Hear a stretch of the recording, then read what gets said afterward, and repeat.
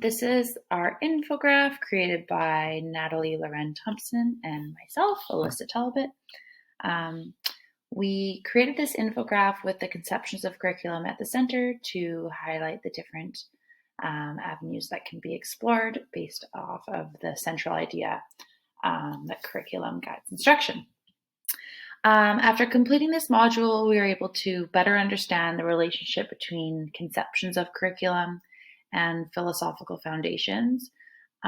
Throughout the readings, Ornstein presented 4 philosophies of education, which are presented on our infograph as well. So our philosophies of education influences and determines our educational decisions, choices, and alternatives. So there are 4 different philosophies of education that are presented by Ornstein. The first philosophy being perennialism. So we view this as realism to educate the rational person in order to cultivate intellect. So knowledge focused on past and permanent studies, mastery of facts and timeless knowledge. And the teacher helps students think rationally based on oral exposition, explicit teaching of traditional values. Classic subjects are examined through literacy analysis and constant curriculum. So that is one of the philosophies of education and curriculum presented in the Ornstein article. The second one that we highlighted is essentialism. So this philosophy focuses on the realism to promote the intellectual growth of an individual and educate the competent person. So understanding that knowledge is an essential skill and academic subjects are essential.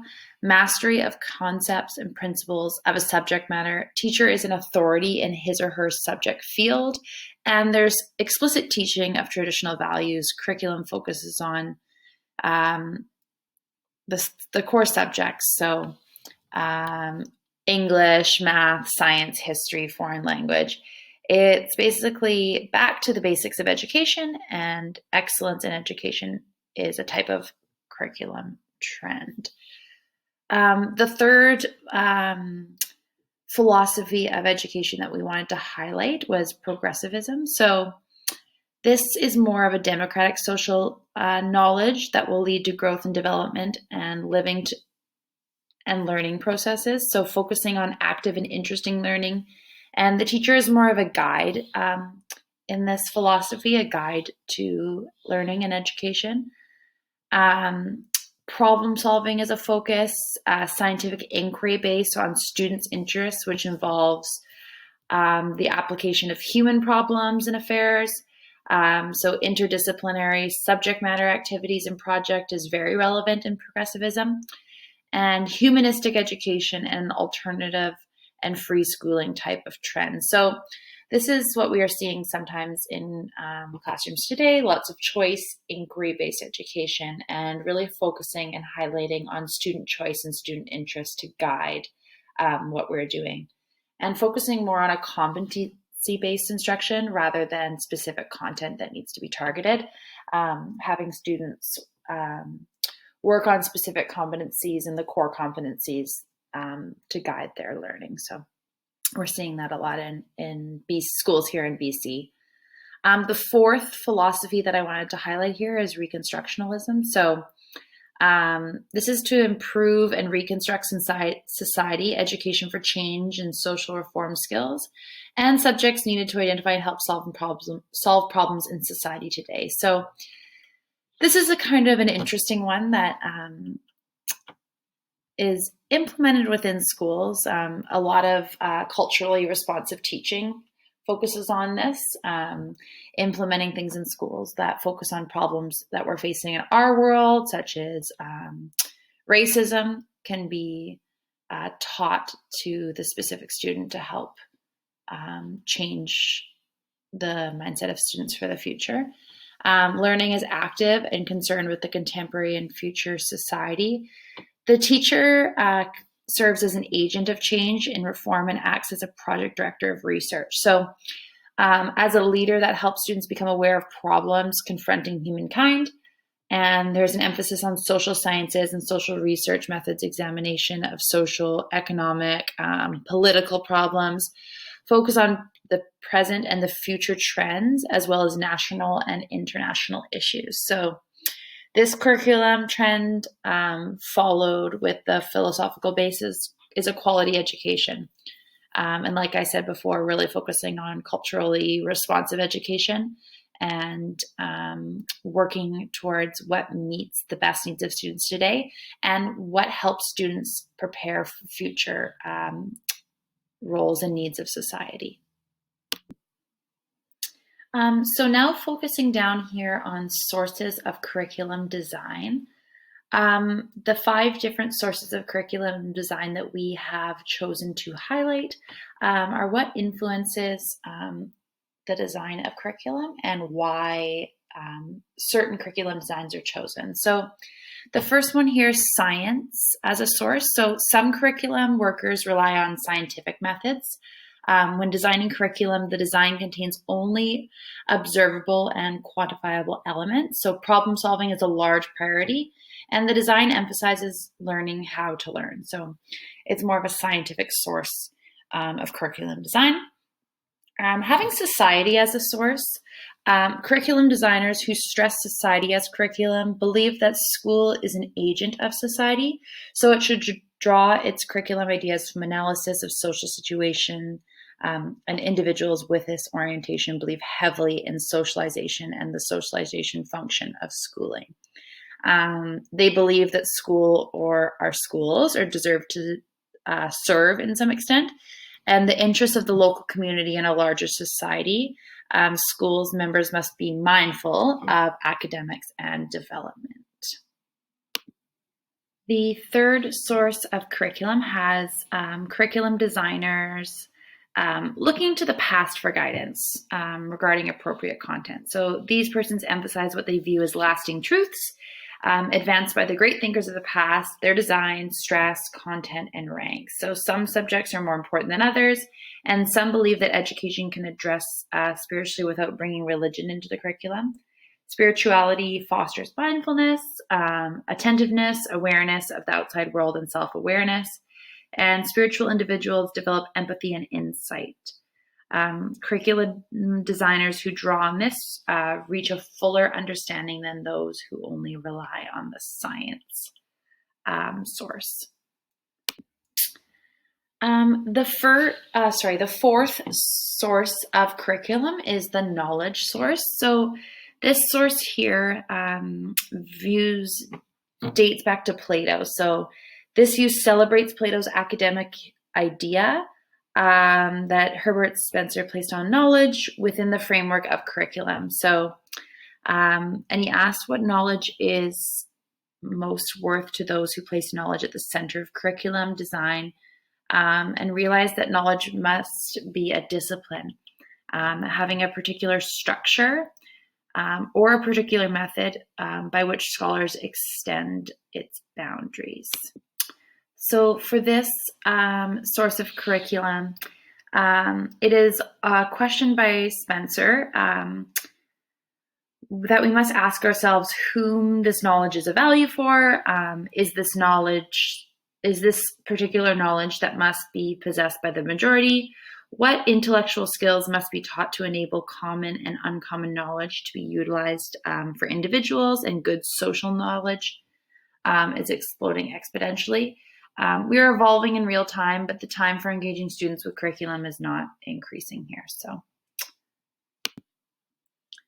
the fourth source of curriculum design focuses on the learner as a source. Some people believe that the curriculum should drive from our knowledge of students and how they learn, their attitudes, their interests, and their values as educators. So engage in a postmodern dialogue with the students. The learner should be the primary source of the curriculum design. So here we have the third big idea. These curricular trends draw heavily on psychological foundations, especially how minds create meaning, and cognitive research has proved and provided curriculum designers with ways to develop educational activities that first facilitate perceived thinking. So this source of curriculum really focuses on the learner, and it's a student-centered approach to curriculum. So it's focusing on what that student is interested in and really taking in what that student needs in order to design the curriculum around the child. So this is where it gets kind of interesting for us as teachers in British Columbia, the conceptual framework. So we have two conceptual frameworks of curriculum. So we have the horizontal and the vertical.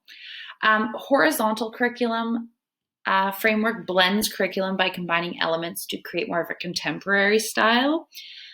So this might look like cross-curricular instruction that focuses on more of a competency-based progression. So maybe what the students can do more than specific content. The vertical style sequences content or elements by grade level or difficulty. So that's very much a more traditional, outdated form of curriculum in our district. We are focusing in our district on more of a competency-based instruction. So we're looking at what the students can do. And our assessment practices in our district have also, or in our province actually, have also changed to reflect what the student can do with different levels of support. So that's more what we're used to in our district and in our province. And it's interesting to see the two types of conceptual frameworks that are described here by Ornstein, and being able to make connections to the two frameworks within our own practice. So moving on to design dimension considerations. Now I won't go into all of them.